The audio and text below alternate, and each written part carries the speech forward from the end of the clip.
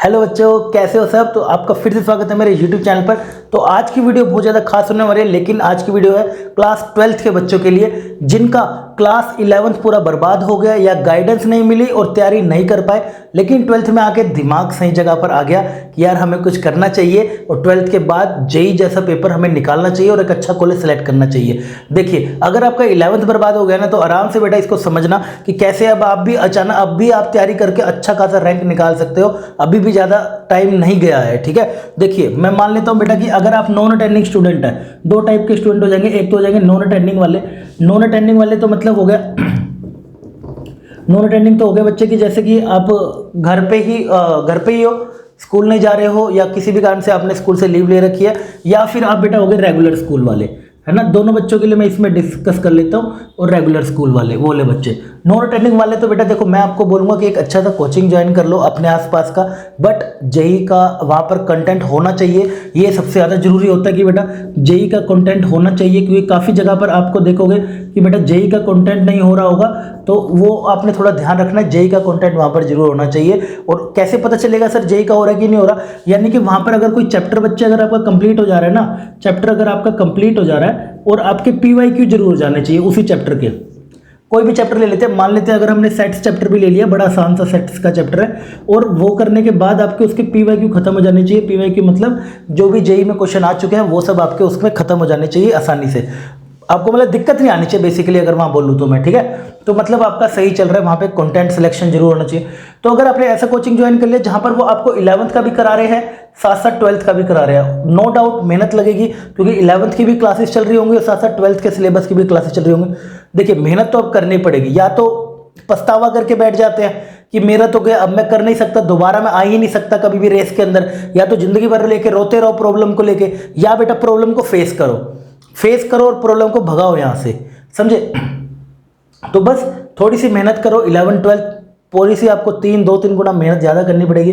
दोनों सिलेबस साथ साथ चलाओ, जैसा कोचिंग वाले कह रहे हैं वैसा फॉलो करते जाओ, अपने आप आपका निकल जाएगा। लेकिन दूसरी तरफ अगर मैं बोलता हूँ रेगुलर स्कूल वाले, काफ़ी जगह पर होता है कि 11th का कंटेंट हो ही नहीं रहा, सिर्फ वो 12th के कंटेंट पे ध्यान दे रहे हैं कि सिर्फ वो बच्चे अभी 12th का कंटेंट कर रहे हैं। तो आप बच्चों क्या करो, अगर आपको 11th का कंटेंट करना है तो आप अभी के लिए कोई यूट्यूब वगैरह पे आपको काफ़ी सारे लेक्चर्स मिल जाएंगे। इस चैनल पर भी जल्द ही आपको लेक्चर्स मिलने शुरू हो जाएंगे। लेकिन अभी के लिए आप तैयारी कर रहे हो तो 11th का आपको काफ़ी ज़्यादा फिजिक्स केमिस्ट्री मैथ्स के यूट्यूब पे भरे पड़े हैं यार लेक्चर।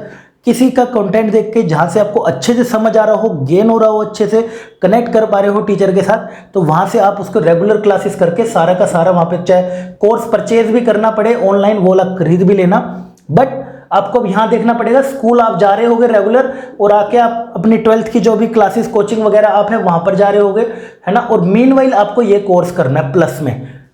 मतलब अगर आप ऑनलाइन कोर्स करके घर में, मतलब सिंपल सी अगर सीधी बात बता रहा हूँ, 6 महीने की कड़ी मेहनत है, 6 महीने की बच्चे कड़ी मेहनत है, तो आप भी रेस के अंदर वापस आ सकते हो, ठीक है। तो बेसिकली मैं समझ लेता हूं कि आपने बेटा अभी कंटेंट कर लिया, मैंने आपको आई होप समझ आ गया होगा सबको कि 11th आपको पैरेलली लेके चलनी है। अब 11th कैसे कर लेके चलनी है बेटा, अगर आपने अभी 11th नहीं करी है, 12th में आपका सिलेबस चल रहा है, तो आप 11th वाला कंटेंट लेके खत्म कर दो।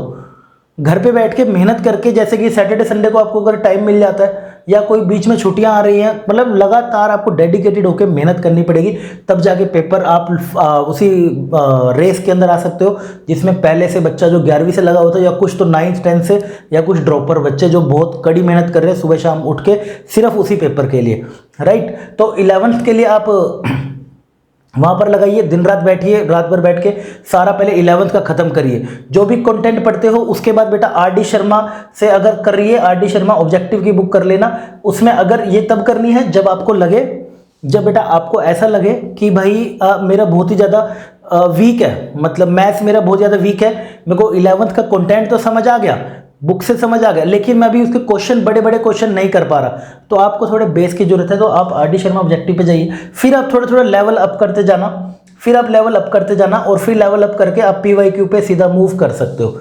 नहीं तो अगर आपको लग रहा है मेरा कंटेंट क्लियर हो गया, यहाँ पे मैंने प्रैक्टिस अच्छी कर ली है 11th की, तो जरूरी नहीं है कि बेटा इसी बुक को करना है। आपके पास मैनी बुक्स, आप सेंगेज भी कर सकते हो, there are many books which आप फॉलो कर सकते हो। और फिर पीवाईक्यू जो है जरूर बनाने हैं उसके, मतलब हर चैप्टर के पीवाईक्यू साइड वाइज करते जाओ। सिंपल सी बात है, मान लीजिए क्लास 12th में आपका चल रहा है मैट्रिसेस, कोचिंग में, और आपने घर पे बैठ के 11th के चैप्टर खत्म कर दिए, लाइक सेट्स खत्म कर दिया, फिर रिलेशन फंक्शन खत्म कर दिया, फिर ट्रिग्नोमेट्री खत्म कर दी, घर बैठ के एक्स्ट्रा मेहनत आपको बच्चे करनी पड़ेगी, तभी आपकी बात बनेगी, ऐसे वरना आप रेस से बाहर हो जाओगे, समझे। तो इसके साथ साथ 12th का अपना जो चल रहा है वो चल रहा है, क्योंकि 12th का सिलेबस स्लो चल रहा होगा नो डाउट, क्योंकि साल भर चलता है। बाकी 11th का आपने खुद से कवर कर देना है, खुद से कवर करके इन सब की प्रैक्टिस करके PYQ करके पूरा ऐसे चैप्टर खत्म कर देना है।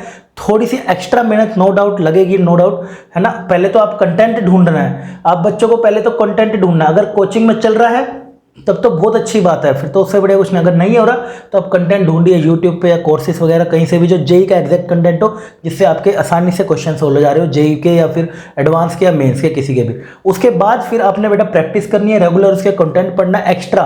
स्कूल और 12th की वो नहीं मिस करनी है कि 12th का बाद में पढ़ूंगा 11th का कर लेता हूँ, ये गलती मत करना। 12th is also important, 50% he almost आता है पेपर दोनों से, समझे। तो 11th वाला बेटा करना, बट साथ में थोड़ी मेहनत करके दिन रात लग के 11th का खत्म करना, 12th का साथ साथ चलते रहने देना, थोड़ा थोड़ा देखना। 6 महीने बाद ही बेटा आफ्टर 6 मंथ्स, अगर आप 6 महीने आपको ऐसे कंट्रोल कर ले तो आप खुद ही अपने आप को पाओगे कि आप फिर से रेस के अंदर भाग आए हो और आप भी आगे निकल सकते हो, और ऑल इंडिया रैंक आप भी अंदर ला सकते हो, काफ़ी अच्छे वाला, समझे। अगर आप ये पैटर्न फॉलो करते हो तो डेफिनेटली बेटा आपको जो पछतावा है कि सर मेरा 11th चला गया तभी मेरा सिलेक्शन हुआ, या इसको बहाना समझ रहे हो या आप इसको पछतावा समझ रहे हो, कुछ भी ले लो, लेकिन ये सब फॉलो करने के बाद आपको दिक्कत नहीं आने वाली है। तो ऐसे ही बेटा आपको वीडियो कैसा लगा मुझे कमेंट करके जो बताना। अगर कोई डाउट है नीचे कमेंट सेक्शन ओपन है आपके लिए, कमेंट कर देना, डेफिनेटली आई रिप्लाई यू। बाकी मिलते हैं अगली वीडियो में जल्द ही कुछ नए कंटेंट के साथ और कुछ नई ट्रिक्स के साथ। अभी के लिए बाय बाय, टेक केयर, जय हिंद।